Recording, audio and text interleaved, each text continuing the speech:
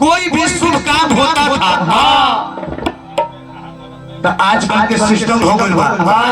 कि केहू घर नया पतो होता रहे, केहू के नाती बेटा हो जाओ, चाहे केहू के नरकटी हो जाए, केहू के नरकटी होके तो जब तक नचनिया नहीं साहब तब तक वो प्रोग्राम शुद्ध नहीं के मत। लेकिन आज से 40 साल पहले की बात हम बताओ तक पहले नचनिया के कोनो काम ना काहे पहले यानी के जनो करम ना भई रहे। हमारे का बोले हमरा बोले ई लोग के जनो करम हुआ था। हां सतैसा न रही सा बोले दे हमरा के। हां ना बोले तू बोलिए लेकिन हमरा के बोल लो तो बोलो। ए बाबू पहले कोई भी शुभ काम ओके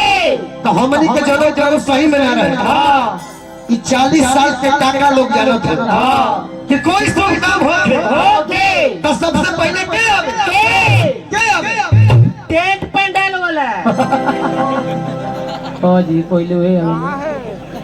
सबसे पहले वे नो हां तो ना ठीक बा तोर बात सही बा लेकिन हम ना गायक होय हमरा के बोले दे। अब हम तू गायक हो हम का ना लायक होई मजा नहीं सब। हां जी ठीक है तोर बात सही है बाकी टेंट पंडाल वाला लोग आवे पहले। हां प्रोग्राम उठानाई तो पहले टेंट पंडाल वाला लोग आवे। हां जी लेकिन ओकरे से पहले के आवे के आवे ओकरा से पहले हलवाई खाए बनावे वाला ना तो लोग उपास पर इतना लोग के व्यवस्था हां जी वे ना भोजन पतर उहे न करे। हां आ वो करो से पहले ये साउंड वाला जो यहां लास्ट में पीछे। अब हम बताई के आवे ध्यान से वो बात सुनी सुनी। रुक जाए भैया कोनो शुभ काम हो ओके त नचनिया नाम हां नचना ओसो जानता है के आवे के बताई बोला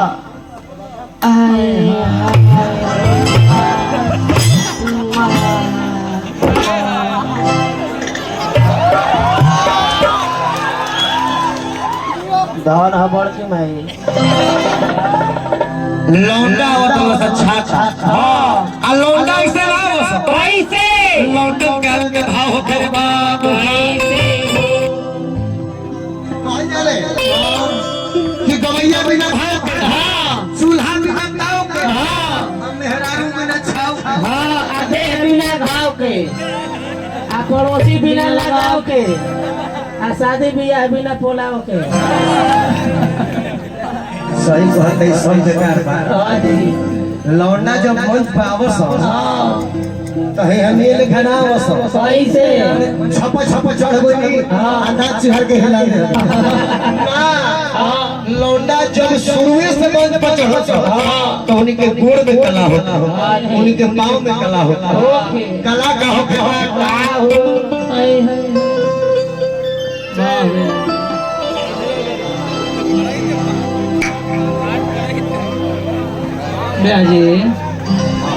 भैया जी बोल कैसा तो लगा तनी होने घूमी ना। हाय हाय हाय हाय तुम नहीं देगा मार दूंगा। हाँ नहीं भी तो कर रहे कैसा लगा तनी चुप रहो बिहान व्यवस्था बनाता है माने गमछोड़ ले लो जल ले के हम ओहे हई क्या करब खूब करब तो पैसा काट लो क्या करब। ए बाबू जब लौंडा लोग मंच पे आवे हां तो जब उन्हीं के साड़ी होके उस साड़ी को एड़ी तक ना हो कहां तक रहे मलिकार उस साड़ी हमेशा ठेवना तक ठेवना तक ना रहे। आज पहले कंपनी वैसा निकालते रहे आधा कटी कट वो घरे से तार जन्म कर्म ना भई रहे। अच्छा हमार जन्म कर्म ना भई रही है हमर ले 1942 के गांधी जी जो घूमे बनी आजादी खातिर ताम्र पत्र मिलल बा। अच्छा तोरा ताम्र पत्र मिलल बा बढ़िया बात बाबू जब लड़का मंच पे आवस आ जैसे जैसे चलस वो सही ढोलक बाज पैसा पैसा पैसा पैसा पैसा हमरा बड़ भैया के तरफ से आशीर्वाद के बेस तारा देने तो भूमि पड़ता है जिसियो नहीं से हो जिसी आई हमारा मंटू भैया को तरफ से पुरस्कार आनंदपुर पंचायत से मंटू भैया बड़े भगवान और भंडार भंडार से आज जैसे जैसे लौटा चला ओसे ओसे ढोलक बजाओ कैसे बजाओ से कैसे हो डीजे ओते घरे डीजे रह रे का बार खाली डीजे कौन भेता गोरी के लड़का बाजे चलो सब डीजे ना भैया वाह वाह गोड़ पर हमरा बाजे हमरा गोड़ पर बाजे डीजे डीजे आवा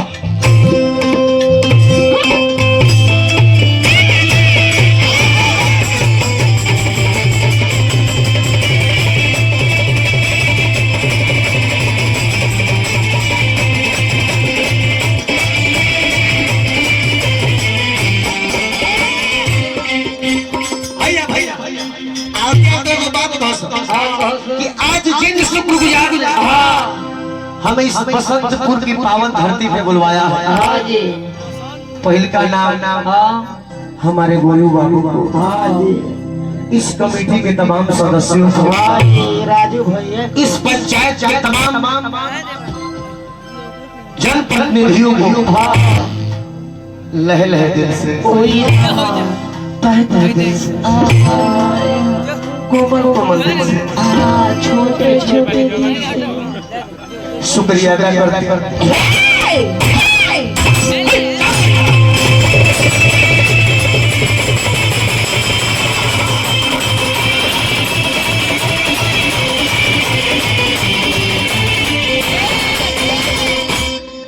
गीत जानते कैसे गाओ सका ना कि मन न जाए पार्वती हर पितमा हद ककवा भैया अलडुल के भोग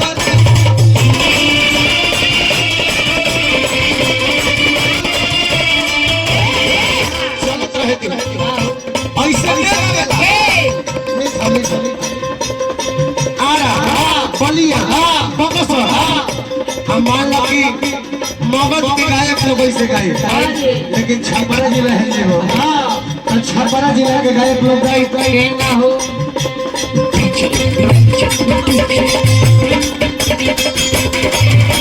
छपरा जिला है प्रियंका हंसत हाय मारे न जब लोग कम छके होके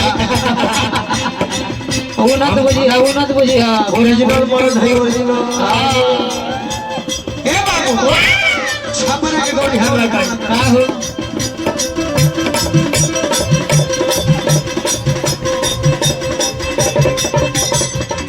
छपरा के जितने गायक लोग बनो हां वो सब हमरा के नारी दे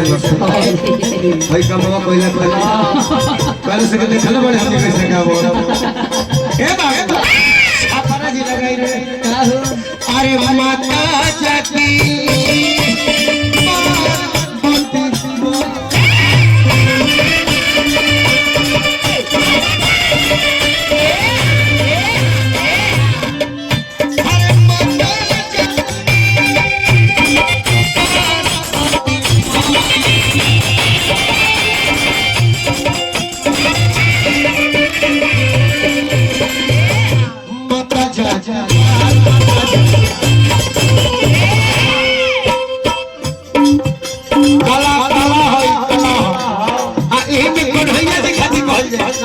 कृष्ण भगवान खातिर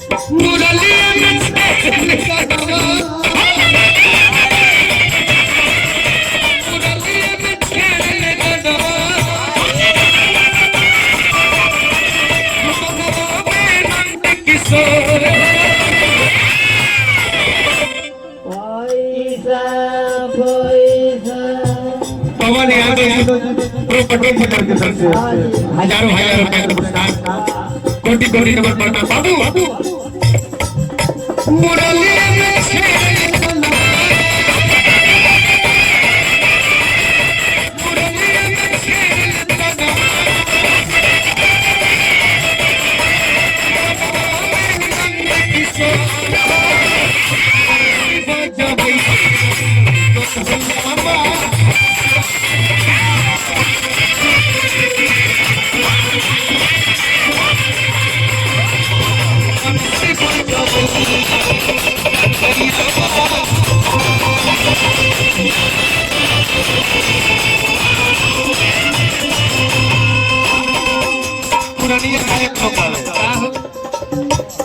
कि गौरी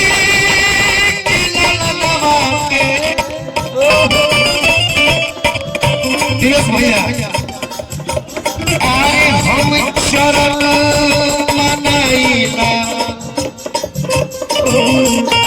सुमिरन में मोराई